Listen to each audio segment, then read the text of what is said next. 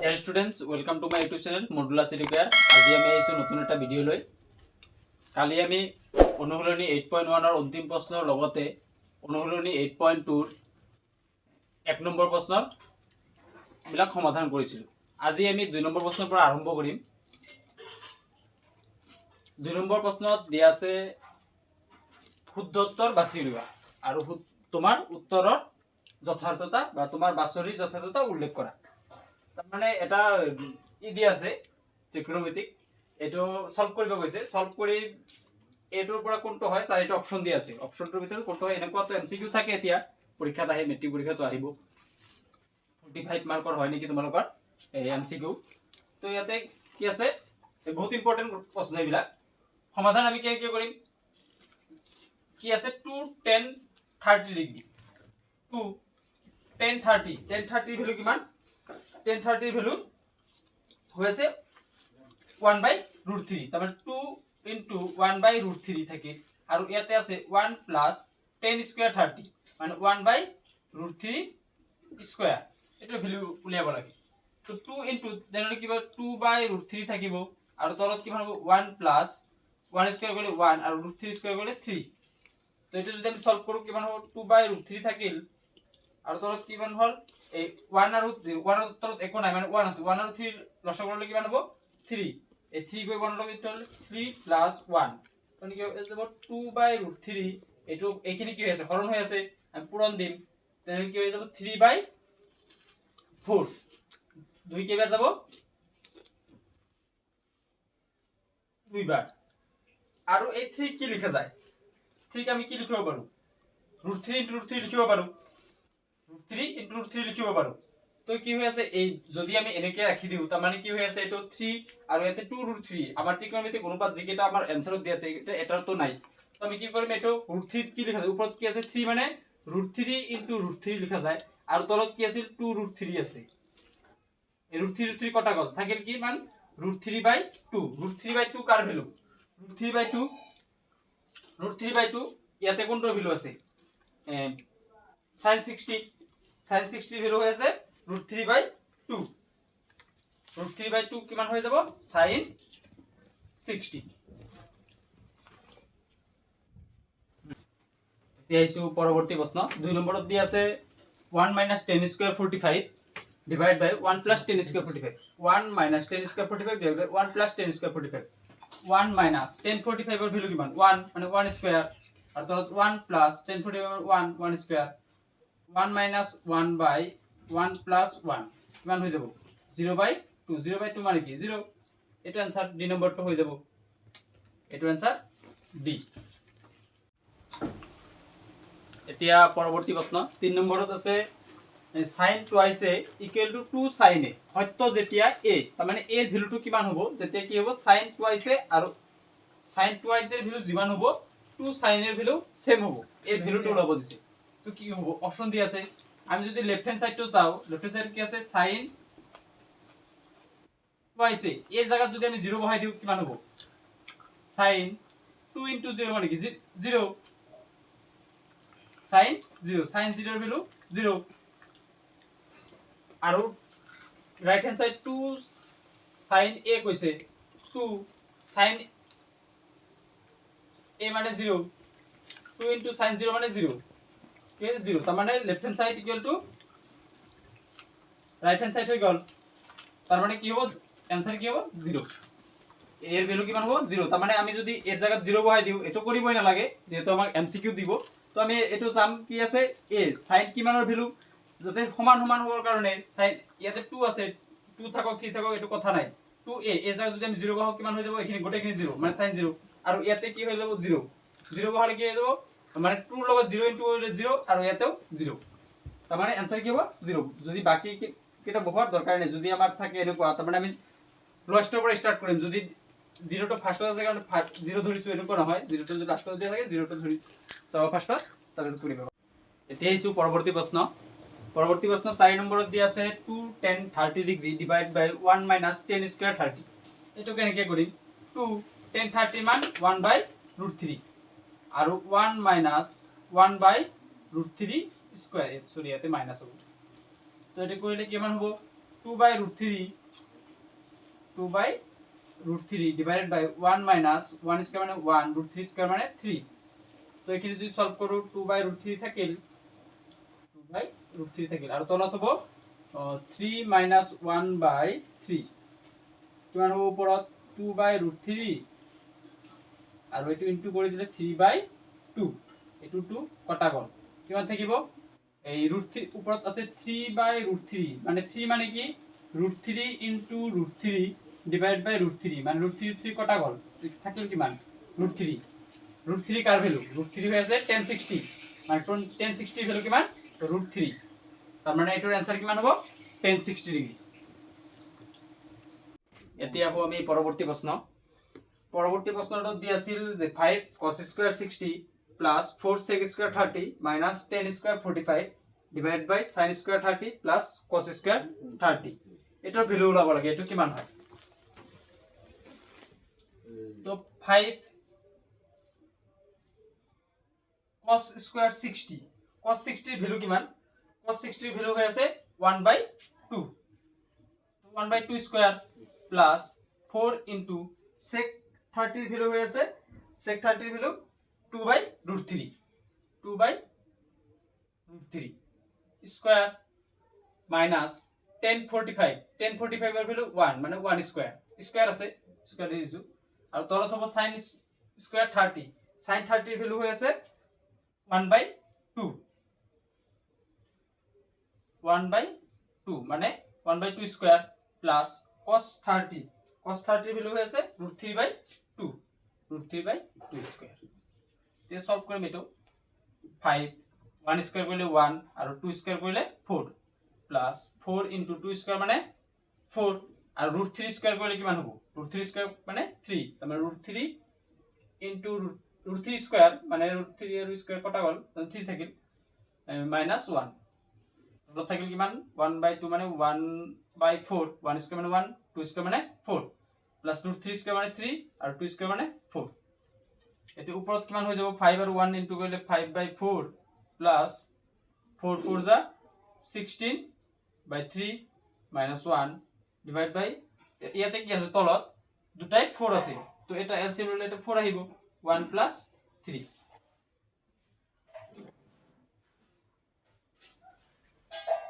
এখিনি মহাৰি লৈছো এতিয়া হৈ যাব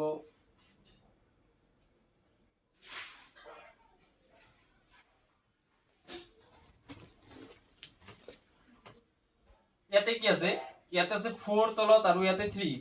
4 আৰু 3 ৰ লসাগু কিমান হৈ আছে 4 আৰু 3 ৰ লসাগু হল 12 12 হল ইয়াতে কিমান হ'ব 3 আহি 5 ৰ লগত ইনটু হলে 15 প্লাস এই 4 গৈ 16 ৰ লগত প্লাস হলে ইনটু হলে 4 ৰ 16 গুণ 64 মাইনাস ইয়াতে কি হ'ব 12 গৈ 1 ৰ লগত ইনটু হলে 12 তলত কিমান আছিল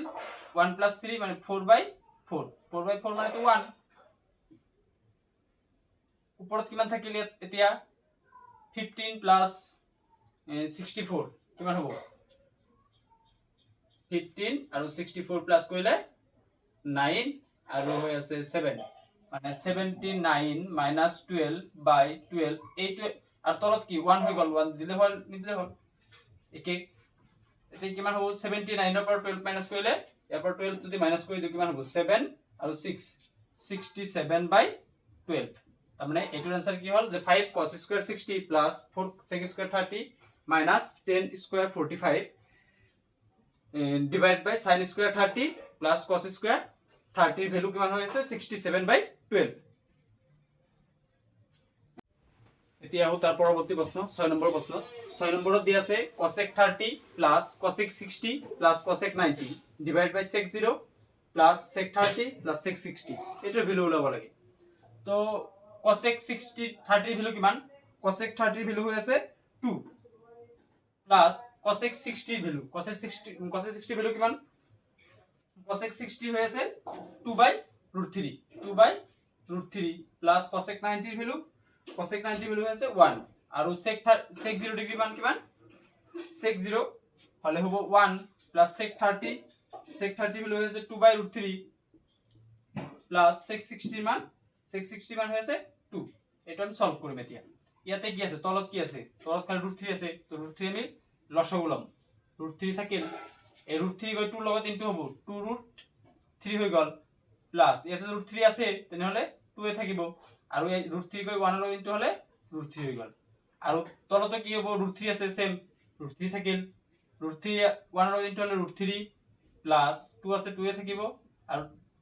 2 লগত √3 হলে ইনটু হলে 2√3 এতিয়া কি কৰিম আমি এইখিনি আৰু এইখিনি এটোৰ লগত কি হৈ আছে এইখিনিৰ লগত এইখিনি হৰণ হৈ আছে তো এটা আমি হৰণটো পূৰণ কৰি দিম 2√3 প্লাস 2 প্লাস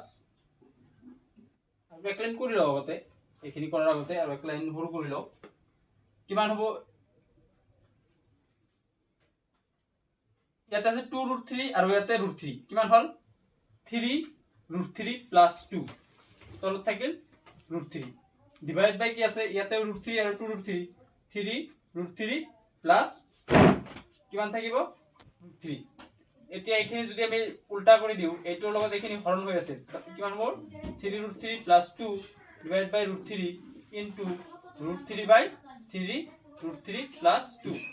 এইখিনি এইখিনি কটা যাব আৰু এইখিনি কিন্তু সেমে আছে এইটো কটা যাব কিমান হৈ যাব 1 এটোৰ ভ্যালু হৈ যাব 1 এতিয়া আইছো 3 নম্বৰ প্ৰশ্নলৈ 3 নম্বৰ প্ৰশ্নটোত চোৱা কি দিয়া আছে 3 নম্বৰ প্ৰশ্নত দিয়া আছে যদি 10a + b = √3 কি কোৱা আছে যদি 10a + b = √3 আৰু 10a - b = 1/√3 আৰু কোৱা আছে কি 0 degree 0 is less than a + b is less than or equal to 90 degree তাৰ মানে কি a + b কি হ'ব 0 তকৈ ডাঙৰ হ'ব কিন্তু 90 ডিগ্ৰী সমান হ'ব পাৰে বা 90 ডিগ্ৰীতকৈ কম আৰু কি কৈছে a greater than b মানে a টো কি হ'ব b তকৈ ডাঙৰ হ'ব তেন্তে a আৰু b ওলোৱা a আৰু b ৰ মান কিমান হ'ব এটো ওলাব দিছে তো আমি এটো যদি সলিউশন ওলাও কি কি দিয়া আছে 10a + b = √3 ইয়াতে আমি কি লিখিব পাৰো 10a + b থাকিল √3 মানে কি 10 60 ডিগ্ৰী 10 10 কটা গল দুই ফালৰ পৰা থাকিল কি a + b = 60 ডিগ্ৰী এটো দিলো 1 নম্বৰ আৰু 2 নম্বৰত আৰু কি কোৱা আছে আৰু কৈছে যে 10a - b = 1/√3 কি কৈছে 10a - b কৈছে 1/√3 ইয়াতে কি 10a - b থাকিল 1/√3 কাৰ ভ্যালু 10 30 ডিগ্ৰী ভ্যালু 1/√3 10 10 কটা গল a - b কিমান হল = 30 এটো যদি দিলো 2 নম্বৰ এতিয়া আমি কি কৰিম আমাৰ যেহেতু a আৰু b ৰ ভ্যালু ওলাব দিছে আমি যদি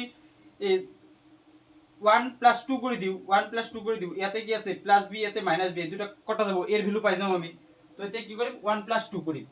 এইখিনি লিখি লব তোমালোকে মই এইখিনি মহাৰি দি লৈছো 1 + 2 implies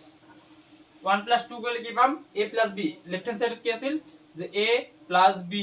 আৰু এইখিনি প্লাস কৰিম a - b প্লাস কৰিলে আৰু এইফালে কি আছে 60 + 30 60 আৰু ইয়াতে আছে 30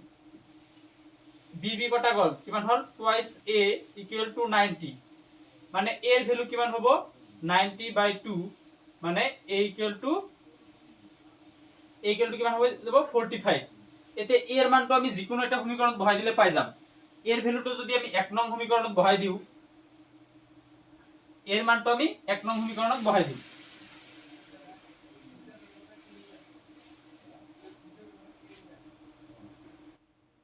এতিয়া এৰ মান 1 নং সমীকৰণত বহুৱাই পাও কি পাও 1 নম্বৰ সমীকৰণত আছিল যে a + b = 60 ডিগ্ৰী আছিল ইয়াতে a এৰ মান বহাই দিম মানে 45 + b = 60 ডিগ্ৰী b = কি হৈ যাব 60 - 45 মানে b = 15 ডিগ্ৰী b এৰ মান কিমান পাইছো 15 আৰু a এৰ মান পাইছো 45 মানে आंसर হৈ গল a আৰু b এৰ ভ্যালু ওলাই গল কিন্তু ইয়াতে কি কৈছে আমাৰ এনসাৰটো মিলাই চাম যে হৈছে না ইয়াতে কি কোৱা আছিল যে a plus b কৰিলে কিমান আছিল যে a আৰু b প্লাস কৰি চাও a আৰু b প্লাস কৰিলে কিমান হ'ব a হল 45 আৰু b 15 দুটা প্লাস কৰিলে 60 মানে a plus b 60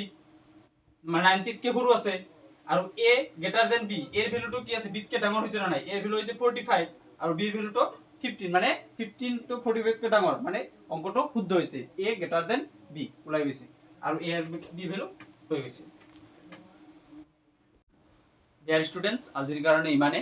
আজি আমি শিকিলো অনুশীলনী 8.2 2 নম্বৰ প্ৰশ্নৰ পৰা